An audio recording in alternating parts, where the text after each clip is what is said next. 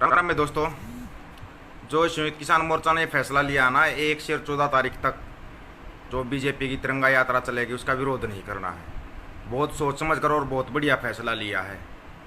क्यों? क्योंकि इसका एक रीजन है। आपको याद हो हिसार के अंदर वो जो प्रकरण हुआ था, हॉस्पिटल का जो उद्घाटन कर रहे थे, वो तंबू में जो देवीलाल हॉस्पिटल बनाया था उसका जो उद्घाटन कर रहे थे, उस पर कितना हाई वोल्टेज ड्रामा हुआ था।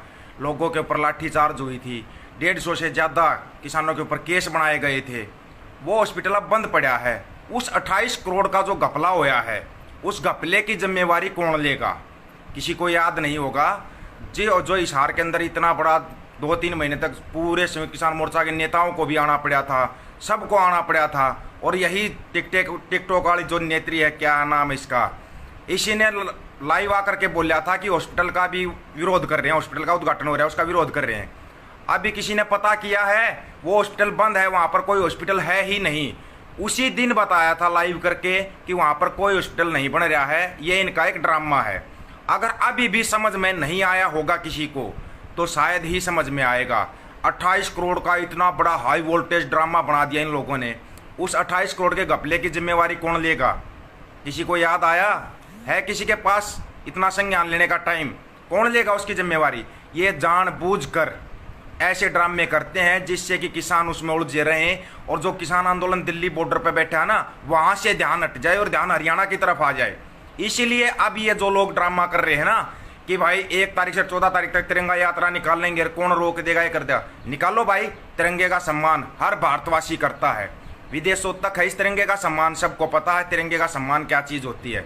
हम क्यों मना करेंगे? अच्छी चीज़ है। चलो 53 साल तक इन लोगों ने वहाँ पर तिरंगा नहीं लहराया, कम से कम इसी बहाने तिरंगे का सम्मान तो करने लगे ये लोग।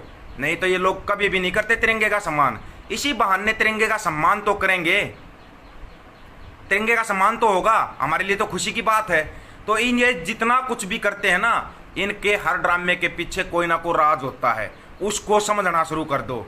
नहीं तो सभी भाई सवाल उठाएं। जो 28 करोड़ रुपए से वो तंबू वाला देवीलाल अस्पताल बनाया था, वो हॉस्पिटल आजकल है कहाँ पे? और उस 28 करोड़ रुपए का क्या हुआ जो उसके ऊपर लगा था, जो उसकी लागत में निर्माण में जो खर्चा हुआ था ना, उस खर्चे का हिसाब पूछना जरूर मुख्यमंत्री साहब से या सभी से पूछना जरूर कि वो 28 करोड़ रुपए कहाँ गए। उस घपले का जिम्मेवार कौन है? मुख्यमंत्री है या भाई जो आपने वहाँ पर तो जो नाम आया था ना डिप्टी सीएम जो भी है दुष्यंत दासंत, उसका भी बोर्ड के ऊपर नाम था। वो जिम्मेवारी लेगा क्या उसकी? वो जिम्मेवारी लेगा 28 करोड़ के घपले की? घपले तो इन लोगों ने लाखों करोड़ों के किए हुए हैं, लेकिन ये छोटे छोटे जो कर रहे हैं ना, इन पर भी ध्यान देना शुरू कर दोगे ना, तो इनकी हकीकत बिल्कुल सामने आती चली जाएगी।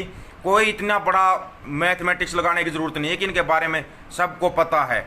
घपले, दंगे, ये चीज़ कराने के लिए नॉर्मल चीज़ें हैं। ये अंदाज़ा लगाओ आप कि उसको तोड़ने के लिए, किसानों की एकता को तोड़ने के लिए, अमित राम राम मेरे भाई, किसानों की एकता को तोड़ने के लिए इन लोगों ने 28 करोड़ का घपला कर दिया। हिसार के अंदर तंबू में हॉस्पिटल बना दिया, यहाँ पर ये जांच होगी वो जांच होगी, और वो बंद पड़ा है पिछले 2 महीने से। किसी ने ध्यान दिया? नहीं ध्यान दिया। कितने लोगों के, कितनी महिलाओं के सिर फूटे वहाँ पर, 150 से ज़्यादा केस लगे। पूरे संयुक्त किसान मोर्चा का ध्यान हिसार के ऊपर चला गया। अब भी अंदाजा लगा लो, ये तो एक छोटा सा घपला है। मैंने पहले बताया था, हर चीज़ के पीछे कोई ना कोई इनका राज होता है। आप उन राज्यों को समझना शुरू कर दो। ये कुछ भी करते हैं, कोई ये अगर बोल रहे ना हम यात्रा निकाल लेंगे, निकाल लो।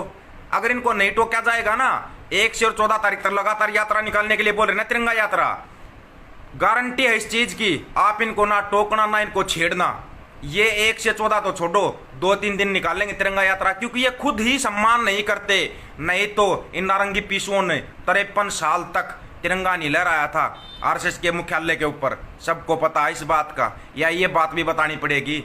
जब इनको बार बार लोगों ने टोकना शुरू किया, ये जो चिल्लाते ना हिंदू राष्ट्र, इस खेल को समझ जाओ।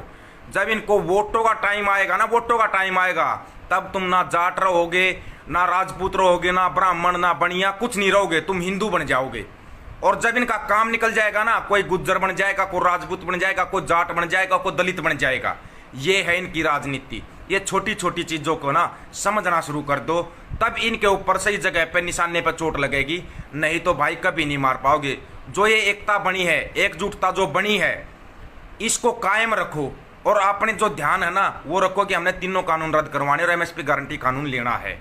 आप इनके ना जितने भी पीछे हाई वोल्टेज ड्रामे हुए हैं, चाहे कहीं पर भी हुआ है, उसकी गहराई से जांच करना। कोई भी बीजेपी का मंत्री अनाप शनाप बोलता है किसानों को या महिलाओं को बोलता है ना, वो सब जानबूझ कर किया जाता है। अभी जो ये बोल रही है ना, इसको आप बिल्कुल ही मत छेड़ो, बोलने तो इसको कितने दिन बोलेगी, कितने दिन बोलेगी। इसका जितना ज्यादा विरोध किया जाएगा, जो भी है टिकटॉक वाले, जितना ज्यादा विरोध किया जाएगा ये उतनी ही ज्यादा अनाप शनाप बोलेगी, ताकि लोगों का ध्यान इसकी तरफ जाए। भाई ये है क्या, कोई मंत्री ये ना और कोई पद इसके पास ना, क्यों छेड़ रहे इसको, खत्म करो, इग्नोर कर दो, वहीं मर जाएगी। दुश्मन को अगर मारना है ना, इग्नोर करो, और जो अपना ध्यान है ना, अपने ताकत, अपना ध्यान अपनी लड़ाई के ऊपर रखो। जो अपनी लड़ाई है उसकी तरफ ध्यान रखो। अगर उस पर से आपने ध्यान हटा लिया तो भाई ध्यान करना, भाई आएंगे मेरे भाई, कैथल टोल पर भी आएंगे, जरूर आएंगे भाई। अगर उस लड़ाई पर से ध्यान हटा लिया आप लोगों ने, ये तो चाहते हैं जानबूझ के, अभी कोई तिरंगा यात्रा रखेगा, फिर और कोई सी यात्रा रखेंगे, फिर इनका कोई मंत्री बयान दे देगा। इन छोटी छोटी बातों को ना किसान पुत्रों ध्यान से पकड़ना शुरू कर दो, आप कहीं पर भी मार नहीं खाओगे, ये गारंटी है। नहीं तो इस चीज का जवाब सीएम और डिप्टी सीएम से जरूर लेना कि जो 28-29 करोड़ रुपए लगा के आपने तंबू में देवीलाल अस्पताल बनाया था, जिसके कारण कितनी महिलाओं के सिर फोड़े गए थे, अरे कितने युवकों पर, युवतियों पर 150 से ज्यादा केस बना दिए गए थे, 307 की धारा लगाई गई थी, देशद्रोह तक के केस बनाए गए थे। अभी वो अस्पताल कहाँ है? वहां के डीसी साहब जिन्होंने केस बनाए थे, हिसार के डीसी साहब, आप भी थोड़ा बताना कि वो अस्पताल कहाँ पे गया जिसके कारण आपने किसानों के ऊपर केस लगाए थे। हर चीज का जवाब लोगे ना, शांतिपूर्वक जवाब लोगे, आपको पता लग जाएगा। बहुत से भाई बोलते हैं कि कानूनी लड़ाई लड़ो, सबको पता कौन कानूनी लड़ाई कैसे लड़ी जाएगी। सारा कानून कोर्ट, ये सुप्रीम कोर्ट, हाई कोर्ट, सारे कोर्ट इनके हाथ में है। तो इस चीज का तो आप चक्कर छोड़ दो कि इनसे आप कानूनी लड़ाई में जीत पाओगे, सरकार इनकी है, नहीं जीत पाओगे। हाँ, इतना जरूर है कि समय समय पर अपने भाइयों को जागरूक करते रहो। ज़्यादा से ज़्यादा इस वीडियो को जरूर शेयर करना भाई, जिस भाई के पास भी जाती है ना, अपना ज़्यादा से ज़्यादा शेयर करना, ताकि भाइयों को पता लगता रहे कि ये हरियाणा में जानबूझ कर करते हैं, ये कोई भी दंगा या कुछ भी। ध्यान है, सबको पता है, हरियाणा वालों को पहले से ही पता था। 2016 में लोगों ने दंगे करा के और बहुत कुछ खोया भाइयों ने, कितने केस लगे हुए हैं, वो केस आज तक नहीं हटे हैं, कितने युवकों की जिंदगी खराब होगी, ये भी सबको पता है। इसलिए जानबूझ कर डराने के लिए, क्योंकि सबको पता है हरियाणा बढ़ चढ़ के हिस्सा ले रहा है इस आंदोलन के अंदर, उस आंदोलन से हटाने के लिए ये लोग जानबूझ कर ड्रामे कर रहे हैं हरियाणा के अंदर। इनकी छोटी छोटी चीजों को समझना शुरू कर दो आप। ऐसे ही नहीं कोई मंत्री आपको गाली गलौज करता या आप शब्द बोलता, या कोई भी आता और सोशल मीडिया के अंदर आपको बोल देता है, जानबूझ कर ना प्लांट किए हुए ड्रामे हैं ये। इन ड्रामों को समझना शुरू कर दो, आप कहीं पर भी मार नहीं खाओगे, ये ध्यान रखना। और बच्ची स्वामीनाथन आयोग की रिपोर्ट, किसानों का संपूर्ण कर्ज माफ, ये तो किसान करवाएंगे ही करवाएंगे। कहीं ये समझ जाओ कि 3 कानून रद्द और एमएसपी गारंटी कानून से ही बात थम जाएगी। स्वामीनाथन आयोग की रिपोर्ट भी लगेगी, लागू करवाई जाएगी, और किसानों का संपूर्ण कर्ज माफ। जब बड़े बड़े उद्योगपतियों का कर्ज माफ हो सकता है तो किसानों का कर्ज माफ करने में क्या दिक्कत आ रही है? लाखों करोड़ों लाख कर्ज माफ कर दिया उनका, उद्योगपतियों का। क्यों? उद्योगपतियों की सरकार है ये, किसानों को इनसे कोई मतलब नहीं है। किसान मजदूर इनको ये अपना वोट बैंक समझते हैं खाली। अभी वोट बैंक नहीं बनना है, अपनी खुद की पावर दिखानी है इनको, और ये पावर अभी किसान और मजदूर मिलकर जो दिखा रहे हैं ना, वो पावर आप दिखाओ और इनको महसूस कराओ कि हम खाली वोट बैंक नहीं है, सरकार बनाना जानते हैं तो सरकार को गिराना भी जानते हैं। वो बिल्कुल शांतिपूर्वक अपना आंदोलन करते रहो और समय समय पर इनको चोट मारते रहो। ये अगर आप कर लोगे ना तो कहीं पर भी मार नहीं खाओगे। हाँ, इस चीज का जवाब सीएम साहब और डिप्टी सीएम साहब देना जरूर, और हिसार का डीसी साहब कि जो 28-29 करोड़ रुपए लगा के आपने तंबू के अंदर देवीलाल हॉस्पिटल बनाया था, वो हॉस्पिटल कहाँ है, क्यों बंद पड़ा है? क्या सिर्फ किसानों का सिर फोड़ने के लिए, किसानों के ऊपर केस लगाने के लिए? जो केस लगे थे उनके ऊपर अब मानहानि का मुकदमा करना चाहिए किसानों को, कि नकली अस्पताल बना के, ये देखो आप 29-30 करोड़ रुपए तो ये सिर्फ केस लगाने के लिए, किसानों को दबाने के लिए, इस आंदोलन को कुचलने के लिए 30-40 करोड़ रुपए तो ऐसे बर्बाद कर देती है सरकार, ऐसे ही खराब कर देती है। तो अंदाजा लगाओ ये सरकार आपसे क्या चाहती। ये सरकार चाहती है कि ये आंदोलन यहीं कहीं टूट जाए, कोई इनसे सवाल ना करे, कोई इनसे कुछ ना पूछे, और ये जो गबन कर रहे हैं वो करते रहें, जितने घपले किए वो करते रहें। नहीं होगा, सवाल होंगे। अब बच्चा इनसे सवाल करने लगा, इसलिए ये लोग घबराए हुए हैं। इनकी ये घबराहट है ना, ये ही आप लोगों की जीत है। जब तक ये सरकार ऐसे ही घबराती रहेगी तो वो आप लोगों की सबसे बड़ी जीत है। सभी साथियों को राम राम। ज़्यादा से ज़्यादा वीडियो को शेयर करना ताकि सभी भाइयों को पता लग जाए कि हरियाणा का ताज़ा उदाहरण दे दिया आपको।